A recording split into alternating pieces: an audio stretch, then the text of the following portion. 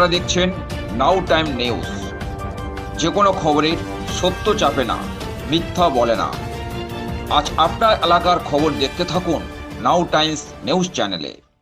মগরাহাট পশ্চিম বিধানসভার বানেশ্বরপুর গ্রামীণ হাসপাতালের সহযোগিতায় ও পশ্চিমবঙ্গ রাজ্য সরকারি কর্মচারী ফেডারেশনের পরিচালনায় এদিন বানেশ্বরপুর গ্রামীণ হাসপাতালের সভাকক্ষে মা সাড়ম্বরে ইফতার মাহফিল অনুষ্ঠানের আয়োজন করা হয়।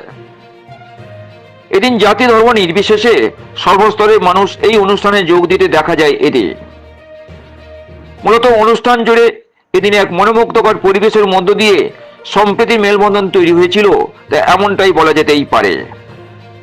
এদিন পশ্চিমবঙ্গ রাজ্য সরকারি কর্মচারী কর্মীদের উপস্থিতি ছাড়াও বহু মানুষ এই অনুষ্ঠানে যোগ দিয়েছিল, তা এমনটাই দেখা গেল। এদিন স্বপ্নাদেশে পাওয়া শ্রী শ্রী ভবতারিণী মায়ের কৃপায় গড়ে ওঠা প্রতিষ্ঠান কল্পতরু ট্রাস্ট।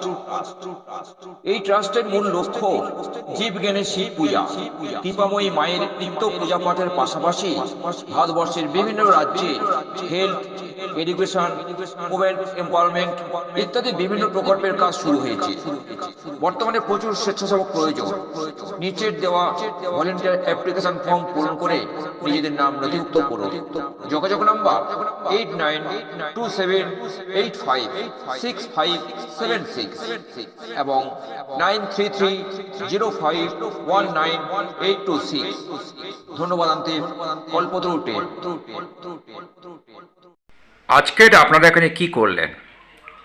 দেখুন, আজকের পশ্চিমবঙ্গ রাজ্য সরকারি কর্মচারী ফেডারেশনের পক্ষ থেকে রাজ্যের মাননীয় মুখ্যমন্ত্রী মমতা বন্দ্যোপাধ্যায়ের নির্দেশ এবং আমাদের প্রিয় সাংসদ অভিষেক বন্দ্যোপাধ্যায়ের নির্দেশে পশ্চিমবঙ্গ রাজ্য সরকারি কর্মচারী ফেডারেশনের উদ্যোগে আজকের আমাদের বানেশ্বরপুর গ্রামীণ হসপিটালে একটা ইফতার মাহফিল আয়োজন করা হয়েছিল।